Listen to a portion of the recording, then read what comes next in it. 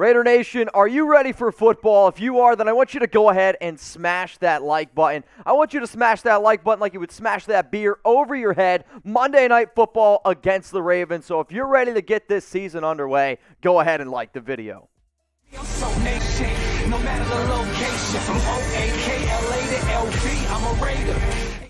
Raider Nation, what's going on? You're watching the Raiders Report. Before I get into my final 53-man roster projection, I got to give some love to today's sponsor, Magic Spoon. Head on over to magicspoon.com/Raiders where you guys can save $5 off your very first order on some healthy cereal, 13 grams of sugar. No, 13 grams of protein per bowl. It's so good, I'm losing my mind. All right, let's first start here with the quarterback position. The numbers that you're going to see underneath each player is literally me counting it out to get to the 53-man roster.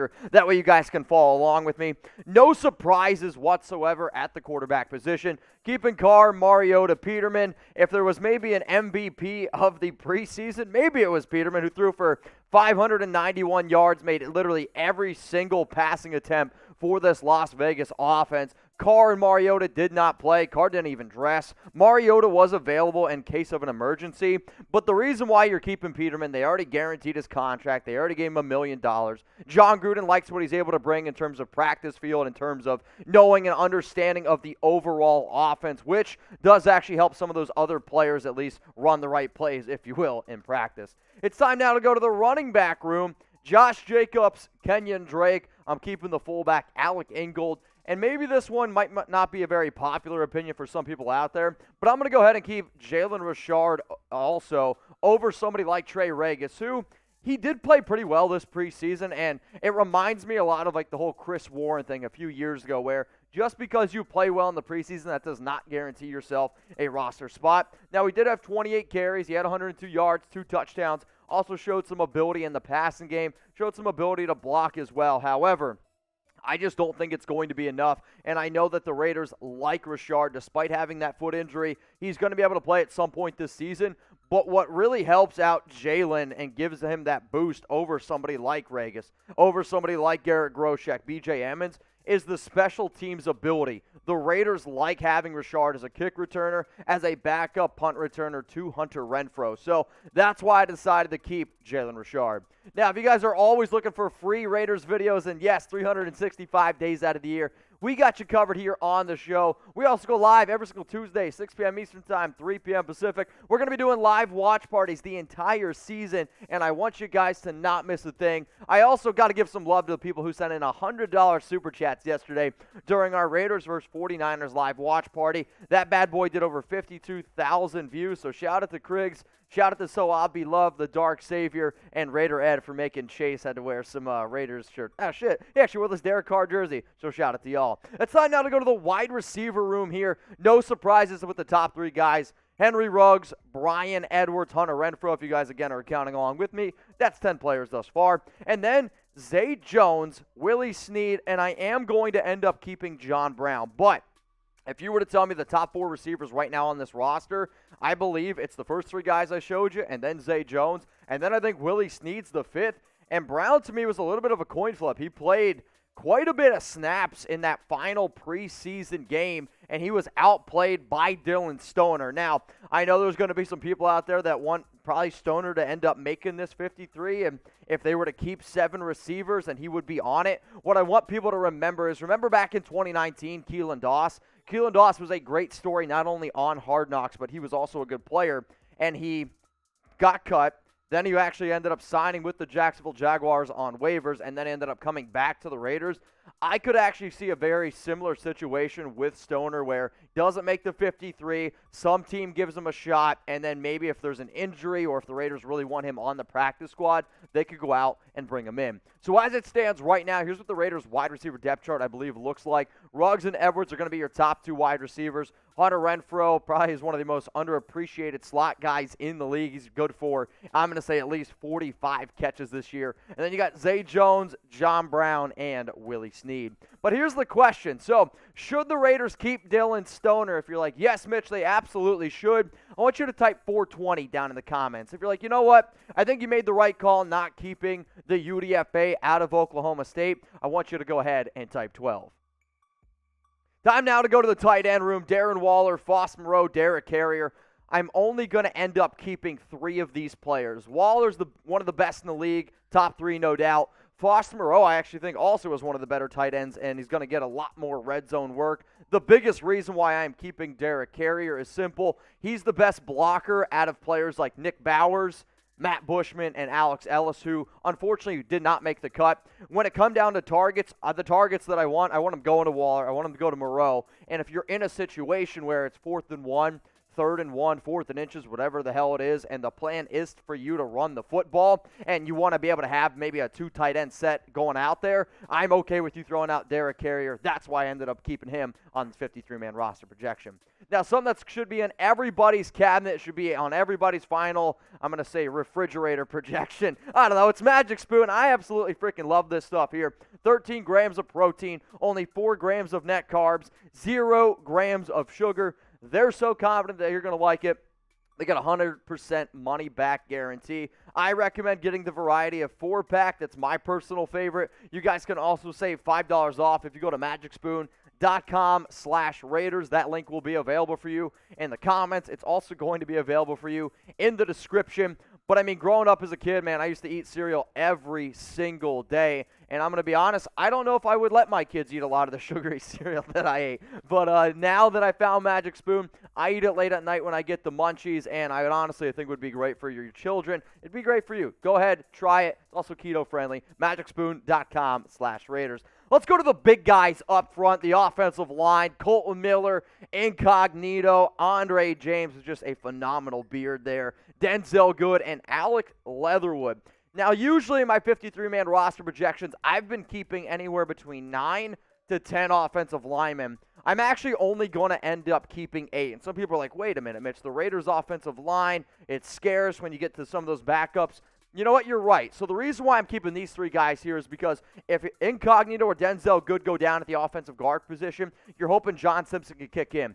Jimmy Morrissey, to me, has outplayed Nick Martin thus far in the preseason, so he's going to be the center who they drafted, remember, in the 7th round. And then if a tackle goes down, hopefully Brandon Parker, in a pinch, can step up and be that final guy. The other reason why I'm only going to keep 8 is because I wanted to keep some extra guys on the defensive side of the football. So in terms of some of these notable cuts on the offensive line, some people might be surprised that I'm letting go of Nick Martin, but I'm going to be honest with y'all. I didn't think he was good at center. I didn't think he was good at guard this entire offseason. I'm not going to end up keeping him. Jared Jones-Smith was just bad, and Lester Cotton also was pretty bad. Though I could see the Raiders, if these guys end up passing waivers, you could see them actually ending up on a practice squad. So here's what the Raiders' offensive line depth chart looks like according to my projections entering Week 1 Monday Night Football. Obviously, there's some depth concerns, no doubt about it, but hopefully these guys can stay all healthy, fingers crossed. So what I want you guys to do now is be honest with me.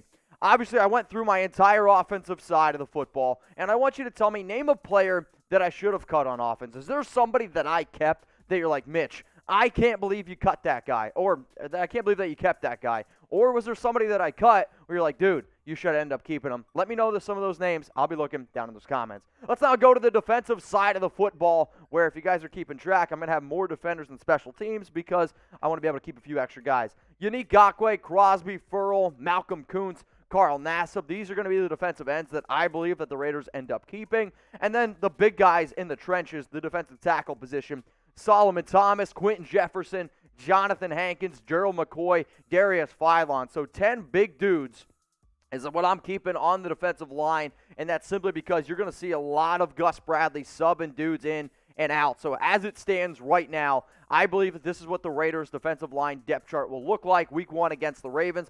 Quentin Jefferson, he's going to be that main starter at DT. Hankins will be in there as well in terms of some run blocking plays. When they need to go ahead and get after the quarterback, some pass, look for Philon and Thomas then to step up here a little bit.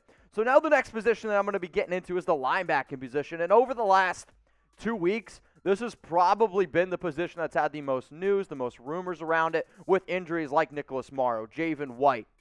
So when I did this kind of broke my heart at least a little bit because I wanted to be able to keep certain guys. But the first 3 dudes that are making it, Nicholas Morrow, Nick Wachowski, Corey Littleton. I know Morrow is banged up, but as long as he doesn't go on IR before August 31st, 4 o'clock or 11 o'clock, I think he's just going to end up making this team. He's just too good to even get rid of. And then Divine Diablo, Tanner Muse, and then the most recently acquired linebacker, Denzel Perriman, who the Raiders traded for with the Carolina Panthers. The Raiders ended up giving up a 6th-round pick. In return, they got a 7th and Denzel Perriman. One of the names, though, that kind of broke my heart here was Javen White.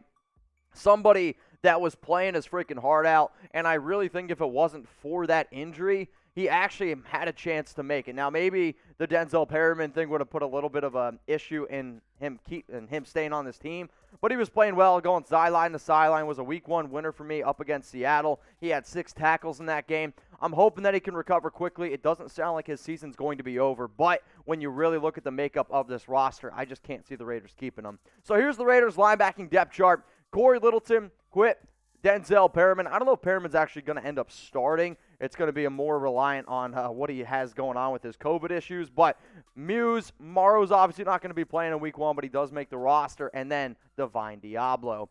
Now, y'all, I always tell people, seriously, hit me up on IG at Mitchell Renz 365. But I want you to go check out my latest post on Instagram. It's some details on how to get free Raiders Monday Night Football tickets up against the Ravens, and then also some opportunities where we can hang out in Vegas that very first weekend because I'm going to be there. So hopefully you guys come check it out. Hopefully we hang out. If you want to come on the Raiders Report, if you go to Tailgate Social in Las Vegas, we're going to be able to make it happen. Let's go to the cornerback room now. We got Trayvon Mullen, Casey Hayward, Nate Hobbs, who's been just absolutely bananas this offseason, Damon Arnett, and Amik Robertson. Yes, I'm only going to keep 5 cornerbacks. Some people are like, wait a minute, what happened to Nevin Lawson? If you guys remember, the Raiders technically don't have to keep him on their 53-man roster because he is suspended those first 2 games. But if he wasn't suspended those first 2 games, he would be on the 53. They like his physicality, though.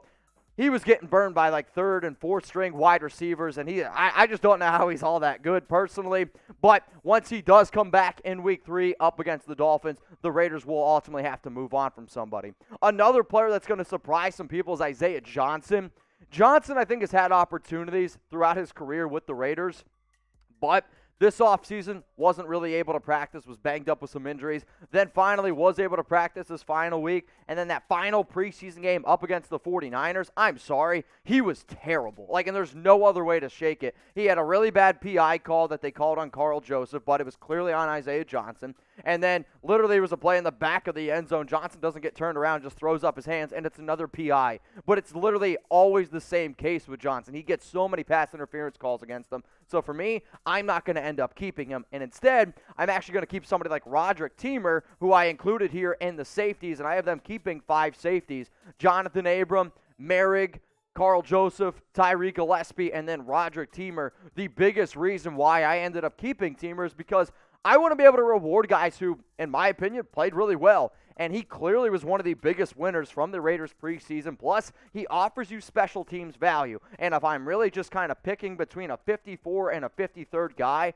I'd rather go with somebody that's also going to give me a little bit of special teams value. This could be a surprise, but the Raiders did keep Daniel Levitt last year. So you could only keep one. And when I tell you my 53 final roster projection came down to these 2 guys, either I was going to keep Isaiah Johnson or I was going to keep Roderick Teamer. I believe that Gus Bradley is going to keep Teamer because he was somebody who played on the Chargers. They ended up bringing him in and that extra special teams ability. But what do we do here at the Raiders Report? We go down in the comments. We talk about it. So if you thought I should have kept Isaiah Johnson, type IJ. If you're on board with me keeping Teamer, well, you can go ahead and retweet this or type RT. Let's now look at the Raiders DB depth chart, y'all. So Hayward, Mullen, those are going to be your top 2 cornerbacks. Nate Hobbs is going to start in the nickel at least those first 2 weeks. Merrick, Abram, excited to see what the overall safety room is going to end up looking like, but that's what the DB depth chart stands as of right now. So now the Raiders 53-man roster projection for special teams, because you can't forget these guys either. Daniel Carlson at 51, A.J. Cole at 52, and then to round this bad boy out, Trent Sieg, the long snapper. So here would be what I believe the depth chart's going to look like.